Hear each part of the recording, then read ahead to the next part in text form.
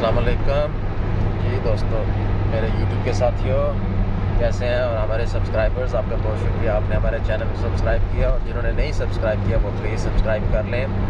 British Pakistani 1-2 आपको बहुत सी useful information मिलेगी। मैं कोशिश कर रहा हूँ कि एवरी सिंगल डिटेल जो मेरे नज़र में आ रही है वो आपको बताता जाऊँ, ताकि आपके पास कम्प्रिहेंसिव होमवर्क हो आप जब अपना सफ़र स्टार्ट करें।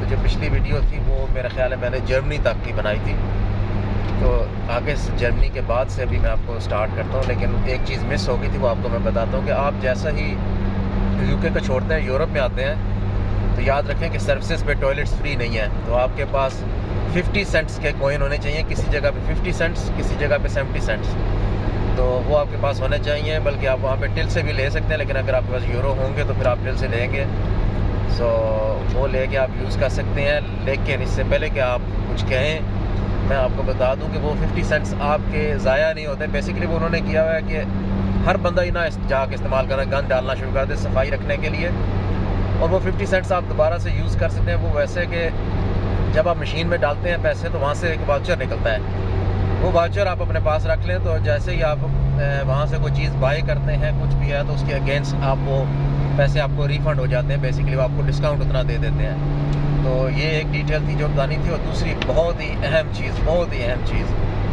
आपके पास पेट्रोल डीज़ल गाड़ी है तो मैं आपको ये सजेस्ट करूँगा कि आप मोटरवे से ना डलवाएं पेट्रोल या डीज़ल। अगर आप जब पाकिस्तान के सफ़र के लिए निकले हैं तो कोई ज़रूरी टाइम लाइन नहीं है कि आपने इतने टाइम में पहुँचना ही पहुँचना है। आप 10 से 15 मिनट या आधा घंटा एक्स्ट्रा खर्च करें, तो ईच टाइम आप जब टैंक फिल कराएंगे तो आप 25 से 30 यूरो की बचत कर सकते हैं। वो ऐसे कर सकते हैं कि आप जब मोटरवे से बाई करते हैं, तो जैसे हमारी पेट्रोल गाड़ी थी, तो मैं आपको पेट्रोल का बता देता हूँ कि वो रफली जो वेरी कर रहा था वो 2 यूरोज़ और 43-45 सेंट्स के अराउंड वेरी कर रहा था पेट्रोल। उसके लिए बेस्ट ये है कि आप चेक करें गूगल पे पेट्रोल स्टेशन नियर मी। वो मोटरवे से नीचे के पेट्रोल स्टेशन आपको दिखा देगा, जो 2, 3, 4 या 5 किलोमीटर 10 किलोमीटर तक होगा। माइल्स में कन्वर्ट करें तो 3-4 माइल्स के अराउंड आपको मिल जाएगा कोई भी पेट्रोल स्टेशन। तो आप मोटरवे को छोड़ दें, नीचे उतरें, जाके डलवाएं, तो वहाँ पे जो रेट होगा वो 1 यूरो 80 सेंट्स के अराउंड वेरी कर रहा होगा। तो आप देखें कि 1 लीटर के पीछे आप 40 से 45 सेंट्स बचा रहे हैं। तो पूरे टैंक में आप तकरीबन 20, 25, 30 डिपेंड है टैंक कितना बड़ा गाड़ी का, तो आप बचा सकते हैं। वो आप किसी यूज़फुल जगह पे इस्तेमाल करें।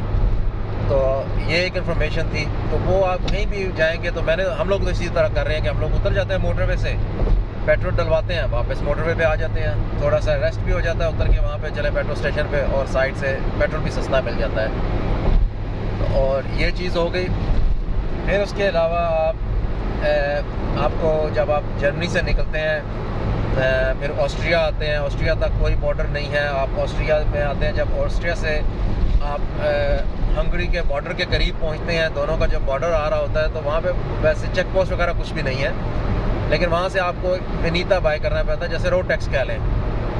वो साइड पे उनका ऑफिस बना हुआ है, वहाँ पे आप जाएँ तो वो वेरी करता है, वो भी तकरीबन 20 से लेकर 30 यूरो के दरमियान में, आपकी गाड़ी के साइज़ पे डिपेंड करता है। वो लाजमी वहाँ से बाई करें, वो हंगरी में लाजमी है। वो आपको स्टिकर दे देंगे, वो आपको अपनी विंड स्क्रीन पे चिपका देना है, ताकि जो भी पुलिस या कोई भी देखेगी, अथॉरिटीज़ वगैरह, तो उनको पता होगा आपने विनीता बाई कर लिया। अदरवाइज़ हैवी फाइन वगैरह हो सकता है। अगर आपके पास वो नहीं है तो वो लाजमी आप वहाँ से लें। उसके बाद आप जब वहाँ से निकलेंगे तो खाना, अगर तो आप वेजिटेरियन पे ठीक है, हैप्पी हैं, तो ठीक है, आप मोटरवे से वेजिटेरियन सैंडविच वगैरह लेके खाते रहें, या अपने पास कुछ घर से साथ रख लें। अदरवाइज़ आप साइड पे जब आप हंगरी में जाएंगे, आप उतर जाएं शहरों में, ऑस्ट्रिया में, इवन किसी भी मुल्क में, आप जर्मनी कहीं भी हैं, तो आप सिटी में, किसी भी सिटी में चले जाएं, तो वहाँ पे आपको हलाल फूड हर जगह पे मिल जाता है तकरीबन। आप गूगल में डालेंगे हलाल फूड नियर मी, तो वहाँ पे बहुत से टर्किश रेस्टोरेंट हैं, कुर्दिश रेस्टोरेंट हैं, ईरानियन रेस्टोरेंट्स हैं, वो आपको फूड हलाल मिल जाता है। वो कोई टेंशन वाली बात नहीं है, लेकिन थोड़ी सी मेहनत करनी पड़ती है। तो जो तो मेहनत करते हैं उनको फल मिल जाता है, जो नहीं तो वो फिर वेजिटेरियन खाते रहें, सैंडविच खाएँ, उसमें थोड़ी चीज़ डलवा लें, थोड़ा सा क्यूकम्बर सैलेड डाल के चलें, मौज करें, अय्याशी है। तो जब ऑस्ट्रिया से आप हंगरी की जानिब आएंगे, तो वो आराम से आप सफ़र करते जाएंगे, तो कोई टेंशन वाली बात नहीं है। बेहतरीन रोड्स, हमारे लिए तो माशाल्लाह वेदर भी बेहतरीन था जिस मौसम में हम लोग निकले हैं। वो बेहतरीन था। तो कोई किसी किस्म की हमें कोई मुश्किलात नहीं आई हैं।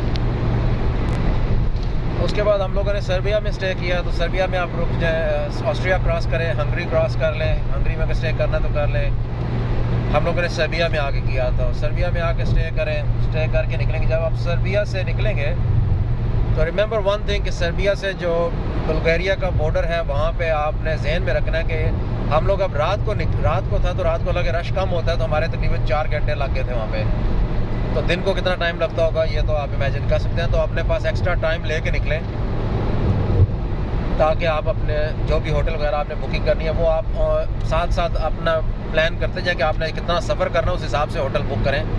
गूगल पे आप डालते जाएं तो कोई भी सिटी नज़दीक आता है वहाँ पे आपको booking.com से होटल मिल जाते हैं। booking.com का ये फ़ायदा है कि गारंटेड होते हैं, साफ़ सुथरे होते हैं। उनकी रेटिंग चेक करें, उनके रिव्यूज़ चेक करें तो होटल बुक करते जाएँ, तो वो कोई टेंशन वाली बात नहीं है।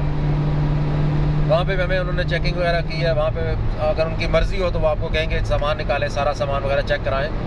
लेकिन क्योंकि हम लोगों ने गाड़ी पे भी लगा हुआ था कि हम यूके से पाकिस्तान जा रहे हैं तो उन्होंने थोड़ी हमें रिस्पेक्ट दी। और जब पासपोर्ट चेक किया उन्होंने कहा गाड़ी खोलें, दिखाएं हमें। हमने खोल के दिखा दी। उसके बाद उन्होंने कहा जी जाएँ, थैंक यू वेरी मच। तो जो क्यू में टाइम लगता है वो बहुत ज़्यादा लगता है, लेकिन बॉर्डर पे वो अथॉरिटीज़ पे इतना टाइम नहीं लगाते वो लोग। वहाँ से निकल गए हम लोग। तो जब वहाँ से निकले हम लोग तो जो बुल्गारिया है वो हम लोगों ने वहाँ पे स्टे नहीं किया। हम लोगों ने स्टे किया टर्की का बॉर्डर क्रॉस करके, तो एड्रिन सिटी है टर्की का वहाँ पे। तो मैं आपको बुल्गारिया का बता दूँ, बुल्गारिया में भी हम लोग जाते हैं कि बेहतरीन रोड्स, कोई टेंशन, कोई मुश्किलात नहीं, कुछ भी नहीं है। रास्ते में टोल वगैरह आते हैं, वो टोल भी इतने ज़्यादा नहीं है, कोई 10-12 यूरो के अराउंड है। बुल्गारिया हम लोग आए, जब बुल्गारिया से टर्की की बॉर्डर पे आए हैं हम लोग शाम को आए हैं ताकि रश कम हो जाए। रात को कह लें आप 8-9 बजे। तो वहाँ पे भी कोई इतनी ख़ास मुश्किल नहीं हुई वहाँ से। बल्कि हम लोगों ने जब सर्बिया का बॉर्डर क्रॉस करे थे वहाँ से हम लोगों ने बुल्गारिया के लिए वनीता बाय किया था, वो बताना भूल गया हूँ। तो सर्बिया का जो बुल्गारिया का बॉर्डर है उसके ऊपर है वनीता की जगह बनी हुई है, वो तकरीबन 10 यूरो के लगभग है। वो वहाँ से ज़रूर बाय करें। तो ये मेरा ख्याल है 2 बॉर्डर मैंने बता दिया आपको। जो हाँ, सर्बिया और बुल्गारिया का बॉर्डर वहाँ पे नहीं, हमें इतना टाइम नहीं लगा था, बल्कि जो था हंगरी और सर्बिया का बॉर्डर, यस वहाँ पे हमें टाइम लगा था। हंगरी और सर्बिया वहाँ पे बॉर्डर पे हमें टाइम लगा था। बाकी टर्की के बॉर्डर पे आए हम लोगों ने, वो चेकिंग वगैरह करा के। रिमेंबर वन थिंग कि आपको सिर्फ गाड़ी की यूरोपियन कवर इंश्योरेंस नहीं चाहिए, बल्कि आपको टर्की में चलाने के लिए इंटरनेशनल ग्रीन कार्ड चाहिए, इंटरनेशनल इंश्योरेंस चाहिए। तो वो आप लोग वहाँ पे चेक करें। यूके में जब चलते आप किसी भी मुल्क से चल रहे हैं वहाँ पे चेक करें कि आपको वहाँ पे वो इंटरनेशनल इंश्योरेंस कितने की मिलेगी। अगर वो एक्सपेंसिव है तो आप रहने दें, यहाँ से आके तो टर्की के बॉर्डर पे वो आपको ऑफिस बना हुआ है, वहाँ से आप बाय कर लें। अब हम लोगों ने टोयोटा हाईएस की बाय की थी तो उन्होंने मुझसे सिर्फ $57 लिए हैं। टोयोटा एस्टिमा के भी उन्होंने $57 लिए हैं। तो आप वर्कआउट कर लें कि वहाँ से आपको अगर 20-30 पाउंड में मिलती है तो 50 पाउंड 40 पाउंड मिलती है अगर तो ले लें। अगर नहीं मिलती तो मैं फिर भी रिकमेंड करता हूँ अगर 30-40-50 की मिलती है तो ना लें, यहाँ से आकर लें, क्योंकि वहाँ पे 100% आपको पता है कि ये इंश्योरेंस चलेगी यहाँ पे। तो इंश्योरेंस जो इंटरनेशनल इंश्योरेंस है, ग्रीन कार्ड, वो लाजमी चाहिए टर्की में चलाने के लिए, वो आपको मिल जाएगी यहाँ से। आप जब वहाँ से निकलेंगे तो जैसे आप इंश्योरेंस करा कर उनको चेकिंग वगैरह करा के बाहर निकलेंगे बॉर्डर से, तो राइट हैंड साइड पे, लेफ्ट हैंड साइड पे होटल बने हुए हैं, रूम्स वगैरह भी हैं। आपने रहना वहाँ पे रह लें, अगर किसी आगे जाना चले जाएँ। तो बाहर निकलते साथ ही वहाँ पे पेट्रोल स्टेशन है, वहाँ से आप सिम बाय कर सकते हैं। वो अगर तो आपके पास ऑलरेडी कोई टर्की की सिम है तो फिर तो आपको जो है वो सस्ते में काम हो जाता है। लेकिन अगर आपके पास तकरीबन 200-250 लीरा लगता है। अगर आपके पास नहीं है, नई सिम लेनी है तो वो तकरीबन वहाँ पे आपको थोड़ी महंगी मिलती है, तकरीबन 550 के करीब हमसे मांगे थे उन्होंने। तो वो सिम वगैरह वहाँ से आप ले लें तो बस आगे आप टर्की आ जाएँ। तो हम लोग एड्रियन सिटी है, बहुत खूबसूरत और सस्ता भी है। अभी हम लोग जिस होटल में ठहरे उन्होंने हमें स्वीट दिया था, 2 बेडरूम स्वीट था और सिर्फ 58 पाउंड में। मज़े की बात है उसके अंदर प्रॉपर जो ब्रेकफास्ट है, हलाल, कॉन्टिनेंटल और ये सारा उनका अपना स्टाइल भी और हमारा यूरोपियन स्टाइल भी, हर किस्म की चीज़ वहाँ पे बहुत ज़बरदस्त बुफे रेस्ट था लगा हुआ, तो वो भी उसी में शामिल था 5 बंदों के लिए। तो बहुत ही सस्ता था। तो ये है कि आप booking.com से चेक करते रहें, चाहे ब्रेकफास्ट इंक्लूड करें। पार्किंग ज़रूर, जब आप क्लिक करें फ़िल्टर्स में तो पार्किंग ज़रूर डाला करें। ताकि गाड़ी होटल के अंदर पार्क आप कर सकें, क्योंकि बहुत से होटल होते हैं उनके पास पार्किंग नहीं होती। जब बुकिंग कर लेंगे फिर आप कुछ नहीं कर सकते। तो ये रिमेंबर कि पार्किंग तो ज़रूर डालें और प्राइवेट बाथरूम ज़रूर वहाँ पे फ़िल्टर में डालें, क्योंकि हर होटल के अंदर कमरे के अंदर प्राइवेट बाथरूम नहीं होता। ये सिर्फ मैं टर्की की नहीं, मैं पूरे ऑल द वे आपको बता रहा हूँ। तो ये जो चीज़ें हैं ये आप चेक करते जाएँ। तो अभी टर्की तक की जो इन्फॉर्मेशन थी वो आपको मैंने दे दी है। अभी हम इस्तांबुल से थोड़ा पीछे हैं, तो इसलिए मैंने कहा चलें इतनी इन्फॉर्मेशन आपको दे देता हूँ। इसके बाद इंशाल्लाह इस्तांबुल, और अभी हम जाएंगे, बल्कि यहाँ से हम लोग जा रहे हैं हज़रत अबू अय्यूब अंसारी के मज़ार पे।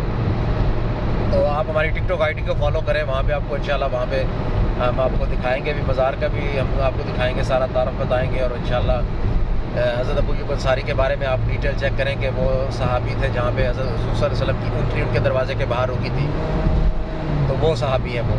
तो वो आप चेक करें, तो वो भी ज़रूर जब कोई आए तो ज़रूर देखने जाएँ। वो इस्तांबुल से पहले आती है, तो जब आप गूगल में डालेंगे मैप्स में, तो मज़े की बात है कि आप वहाँ पे पहले हो के तो आप चले जाएंगे, तो आपको इतना टाइम भी नहीं लगेगा। तो ये थी अब तक की इन्फॉर्मेशन। तो इंशाल्लाह अगली इन्फॉर्मेशन आपको फिर टर्की का पूरा सफ़र ख़त्म करने के बाद, ईरान का सफ़र करने के बाद, या ईरान के अंदर ही आपको फिर एक नई वीडियो बना के तो इंशाल्लाह अपलोड करूँगा। ओके, अल्लाह हाफ़िज़। कोई भी क्वेश्चन कोई भी हो आप ज़रूर करें और फॉलो ज़रूर करें, सब्सक्राइब करें ब्रिटिश पाकिस्तानी 1 2, और ताकि सब दोस्तों को इन्फॉर्मेशन मिलती रहे। थैंक यू, अल्लाह हाफ़िज़।